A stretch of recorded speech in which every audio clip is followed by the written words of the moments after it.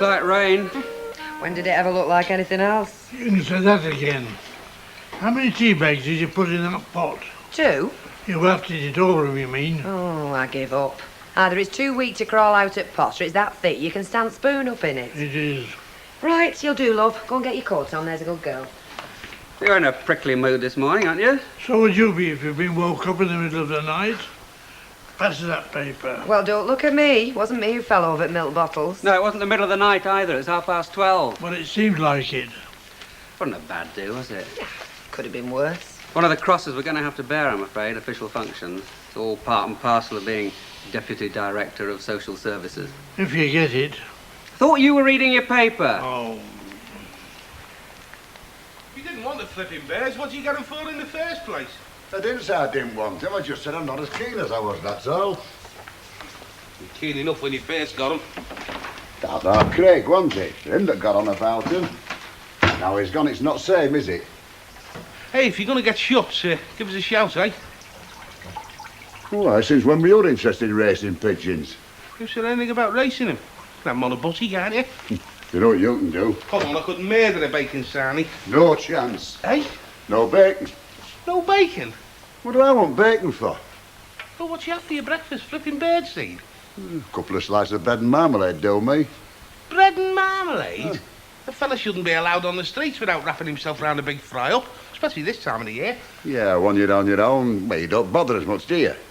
You've got to eat, you know, Chalky. And you're not eating enough to keep a sparrow shaping. Listen, when I want to lecture on how to look after us, I will ask for it, OK? Now, do you want a brope or don't you? Well, if that's your best offer. It is.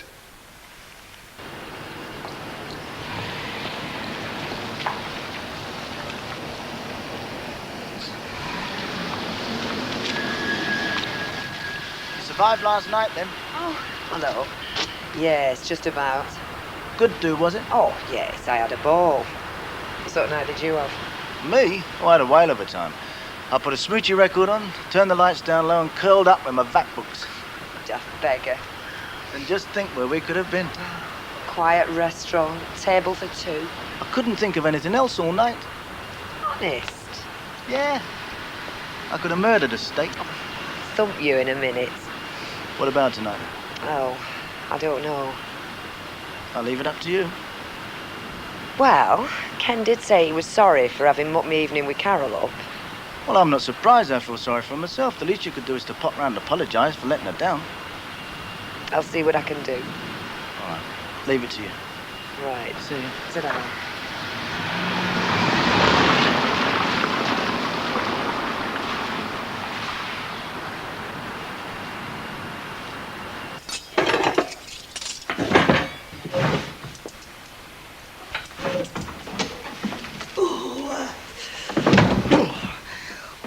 Flipping day.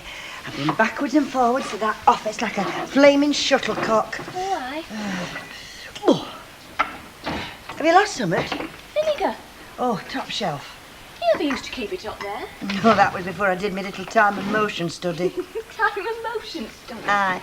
I decided to move all the stuff I used a lot down there and put all the other stuff up there. Since then, I've never been able to find a flaming thing. You're lucky you haven't got Nicky empty in your cupboards for you. True. Where's Madam? Susie? Gone to the chippy. If you don't get them legs of hers working, she'll forget what they're for. Hey, doesn't she look good? You know, I think she looks years younger than when she was here. Doesn't it make you sick, eh? I'm not surprised if she's been living the kind of life in London as she has since she's landed back here. As if I haven't got enough to do without fetching and carrying for her. Here, hang on. I thought she was only stopping here for one night. So did I. Try telling her that. She's got a skin like a flipping rhinoceros. Well, you could give her a subtle hint. Like what? Like chucking a suitcase into the middle of the main road. Oh, I can't do that, Elsie. She is me mate. Oh, well, you did ask, didn't you? You're very quiet, Fred Face. Comic day, is it? It's this flipping car, isn't it? What car? Mrs. Walker's car. She's not got one, love. You sort of that. Hey, just a minute, Lynch. All right. Keep your ear on. And that's not funny either. Well, as long as you're just looking. Well, she's going to need something, isn't she? These are Rovers, Fred. Well, I know they are. New ones. Well, it makes sense, doesn't it? Price a decent second-hand ones, and there you go. You don't know what you're buying. Well, it would to you, wouldn't it? I mean, you wouldn't be paying for it. Mrs. Walker would be, you hope. Mrs. Walker what? Hello, Mrs. Walker. Didn't know you were there. Headache better, is it, Mrs. Walker? Very much better, thank you, dear, yes. Do you know, you come at just the right time, Mrs. Walker. Oh? I think Freddie here wanted a word with you, didn't you, Freddie? Well, it's about this car, Mrs. Walker. I think the less said about that, the better. No, not the old one, the new one. What new one? Well, I mean, you're going to need something, aren't you, Mrs. Walker? I suppose so. Yeah. Well, I did think about second-hand, but I thought, no, you could be buying yourself a whole heap of trouble. And, well, there again, you don't know who's had it before you, do you? No, I think by and large, Mrs. Walker, you're going to be better sticking to new. New Rovers? Well, it makes sense, Mrs. Walker, doesn't it? I mean, you're not shelling out for MOTs and things. There's a choice of colours. Inside, it'll just be like Cinderella's coach. How much? Well, give or take a bob or two. How much, Fred? £8,000. £8,000? Well, as I say, give or take a bob or two, but you would have got a lovely car, Mrs. Walker. Just imagine driving to them lady licensed victuallers' doors in one of them. You'll have him cabbage-coloured, Mrs. Walker. They'll be cabbage-coloured. Fred, if you want me, dear, I shall be in the back. I can feel my headache is coming on again. Yes, Mrs. Walker. Next time you get any bright ideas like that, Fred Face, do us all a favour. Keep them to yourself. Oh, Mother. You? Well, if you are. Not bothered. Go on, then, you've twisted me arm. I don't know why you bothered to ask me in the first place. Because I'm a gent, that's why. Say 'em again when you're ready, Bet. Right, cock. And where's that mate of yours hiding, eh? Chalky? I haven't seen him in here today. Well, I don't know. I'm not his keeper. Used to be his second home, did this. Not ill again, is he? I don't think so. Just a bit down, that's all. Down about what? Well, everything's too much trouble, you know. Can't be bothered. Bothered about what? Bothered about tidying up. Bothered about eating proper meals. Said it's not worth it now he's on his own. It's funny how being on your own can affect some people like that, isn't it? It's a terrible thing, loneliness. It is that. Now Tom's been one of lucky ones. Lucky? Yes, lucky. Lucky he's not known what it was to be on his own. Not like some of us.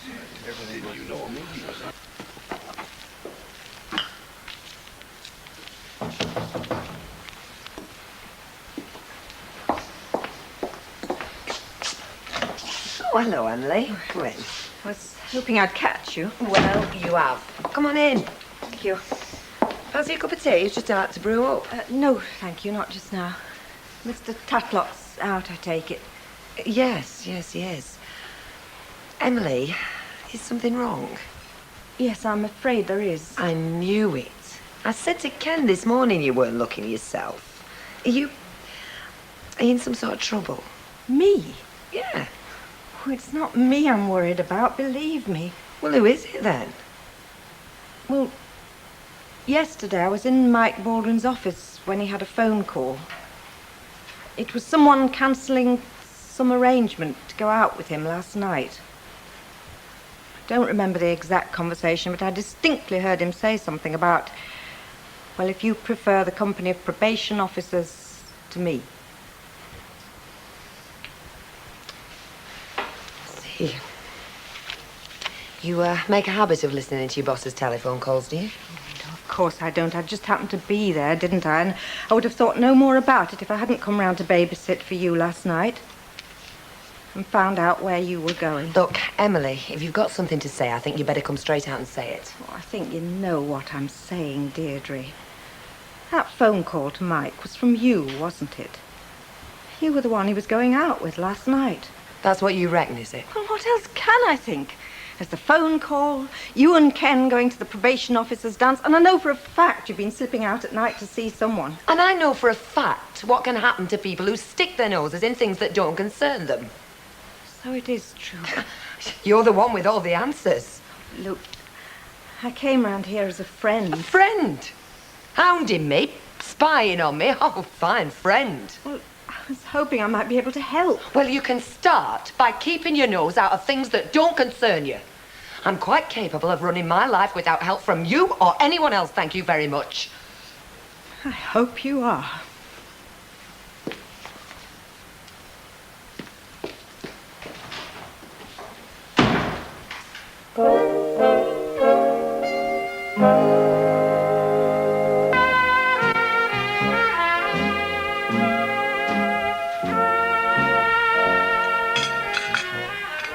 more tea? Yeah, just half, please. I've never been to London. Not to stop, anyway. I went on a school trip once. Oh, you haven't missed much, madam, I can tell you.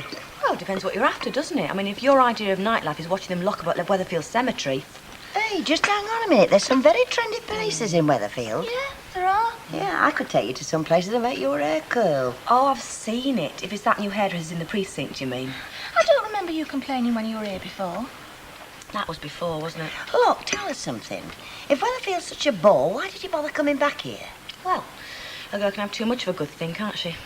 And chance would be a fine thing and all.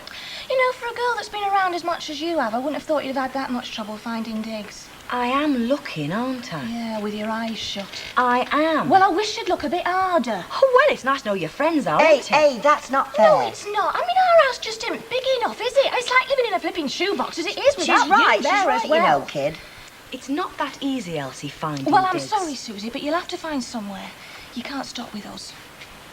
Well, don't look at me. I can't do out about it. Pity. We had some good laughs, didn't we? Yeah, we did. Hey,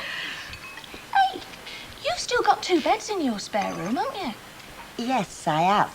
But I've also got a lodger, in case you've forgotten. Well, I don't mind sharing. Oh, don't you? And what makes you think I want you under my roof? Well, you look like you're doing something to liven up your winter evenings. That is very true, but I had something other in mind. Something rather like, say, Paul Newman. Well, I tell you what, the minute he puts his head round the door, I'm off. Right, that's settled then. What's settled? What about Marion? I've said I don't mind sharing. Well, you might not mind sharing, but she might. After all, it's her room, isn't We'll it? just have to have a word with her, won't we? Who'll have to have a word with her? You can do it, Elsie. Oh, you. Am I glad I caught you? Well, you're lucky. I'd have been half the way to Yorkshire by now. Still, I'm not complaining. Fancy a drink? No, Tars. Just listen a minute, will you? Well, what is it? It's Emily. Emily Bishop? Yeah. She knows, doesn't she? About you and me. Wow. Well, she overheard you on the phone yesterday. You know when I rang up to cancel the arrangements? She overheard you saying something about probation officers do. So? Well, she got round to our place, found out where we were going, and put 2 and 2 together. Yeah, but you weren't the only girl that the probation officers do. Anyone could have phoned me. Yeah, well, it's not just that. She actually knows that I've been slipping out at night to see someone. Yeah, but she doesn't know you've been coming here, does she? She knows, Mike. I'm telling you. All she's got to go on is a phone call and a suspicion. I don't know. Well, I blew up, didn't I? Oh, I see. What are we gonna do, Mike? Well, we'll have to put Emily straight on a few points, won't we? Like what? Well, get her to see it from your point of view. She won't. Her conscience won't let her. But I thought she was one of your mates. She is. Best mate I've got. Or at least she was. Right, leave it to me. I'll have a word with her. I think I've got some apologising to do first, actually. Yeah. Yeah, perhaps it would be better coming from you. Well, if you think that's the best way. I do. I think it's the only way. I don't even know Susie Birchard else. Oh, she's not your type. Not your type at all. Oh, she's all right, Susie. I wouldn't mind sharing with her any road. Only joking. It's serious, Eddie. Well, what do you reckon? I don't know, Elsie. Look, if Susie did share with you, what difference would it make? To me? Yeah. Well, I wouldn't have any privacy for a start off, would I? And I wouldn't have so much room. Exactly. Hey, what are you getting at? Well, you can hardly expect her to pay the same rent, can you? Oh, I never thought of that. Yes, I suppose I could let you have it a bit cheaper. And you'd still have a roof over your head. And you'd have a mate to talk to and all. And if we can stash away 500 quid a year, well, that can't be bad, can it? 500 quid? 10 a week. 5. Tell you what, we'll split the difference, call it 8. 6. I'm not a charitable institution, you know. 6. And I'm not somewhat to be knocked down to the highest bidder, neither. Yeah, but 300 quid a year is better than nothing, isn't it? What do you reckon? Oh, when you put it like that. Oh, you give it a try? Oh, OK, why not? Oh, don't say I didn't warn you.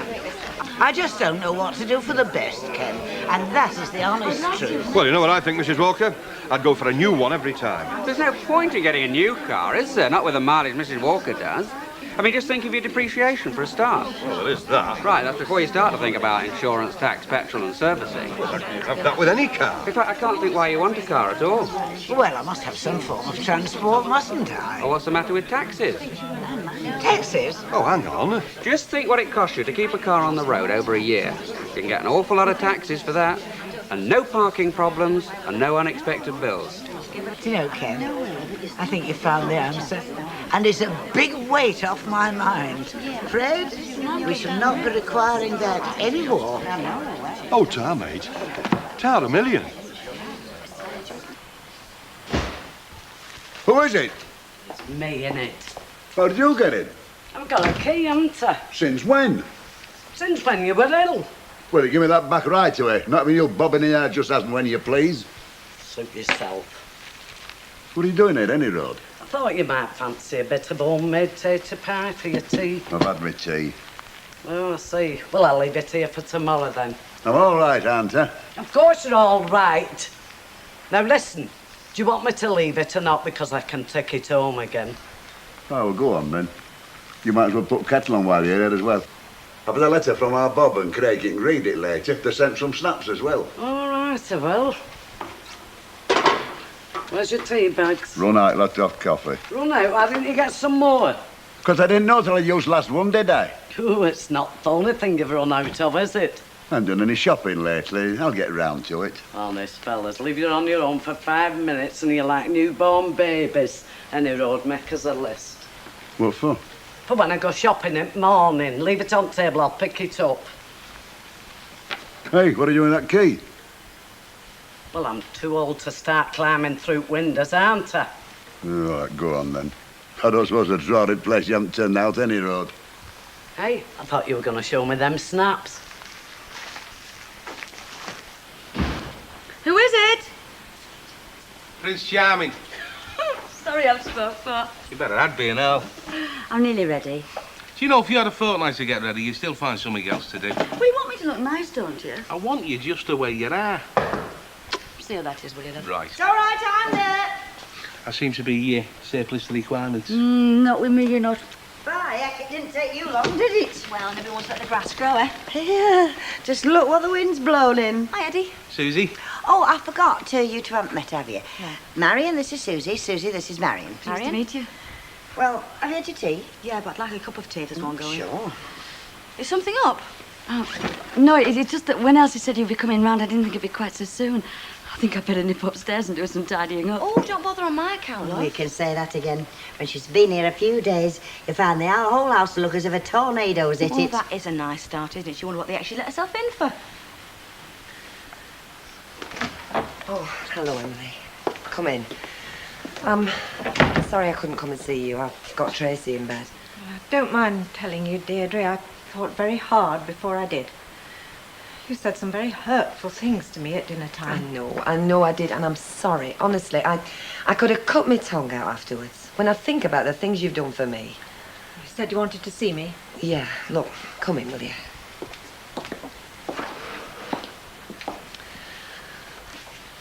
You know, the things you said at lunchtime about me and Mike. Well, it's true. We have been seeing each other. Well, I guessed that as soon as you flew off the handle like you did. What I can't see for the life of me is why. I always thought you were so happy with Ken. I was. I am. Oh, I just don't know anymore. How long has it been going on? Me and Mike. Since Christmas. Well, Ken was just so wrapped up in his precious community centre. I don't think he noticed me and Tracy were there half the time. But it's his job. It wasn't his job all over Christmas, though, was it? I mean, he could have come away with us for a few days. He could have taken us out somewhere. He could have taken me out for a meal or something. But, oh, no. Not Ken. He was always too tired or couldn't be bothered. Just so wrapped up in himself, he couldn't see what it was doing to me. And Mike could, I suppose. We are all mates, you know, Emily. And I had to turn to someone. Oh, I see. When your marriage to Ken gets a bit hard going, you go running off into the arms of another man. That's your solution to the problem, is it? I had to get out of here, Emily. Honestly, you can't imagine what it was like, just sitting here night after night, watching the telly, listening to Uncle Albert snoring his head off, watching Ken working on his precious papers. Honestly, being married to Ken this last few months has been about as exciting as being hitched to a block of wood. Mike's... well, he's given me something back in my life. I feel as if I can cope now with Ken and Uncle Albert. I don't feel as if the walls are closing in on me anymore. Can you see that? No, Deirdre, I'm afraid I can't. But what harm's it doing? I mean, it's not hurting anybody. What harm is it doing? You embark on a sordid little affair that can devastate the lives of a whole family, and you ask what harm is it doing? But it needn't be like that. Not if... well, you're the only one who knows about it, aren't you? And how long do you think that state of affairs is likely to last? I mean, how long before someone else puts two and two together? And how innocent and harmless will it be then, when it gets back to Ken, when it gets back to Tracy? I mean, have you stopped for 1 minute to think of the consequences? No, you haven't. Well, I think it's high time you did, because if you don't, it's going to be too late, believe me. And I'm not telling you that as an interfering old busybody who's got nothing better to do than stir up trouble for you. I'm telling you that as a friend. A very dear friend who happens to care what happens to you, and Ken, and Tracy.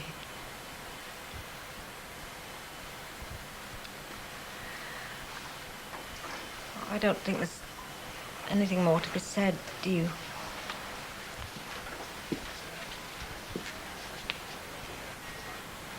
Good night.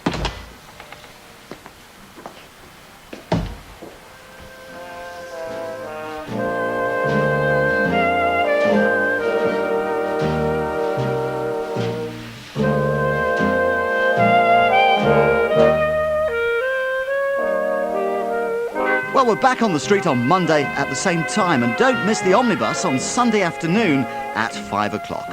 Well, next, The Professionals from Granada Plus, home of the hits.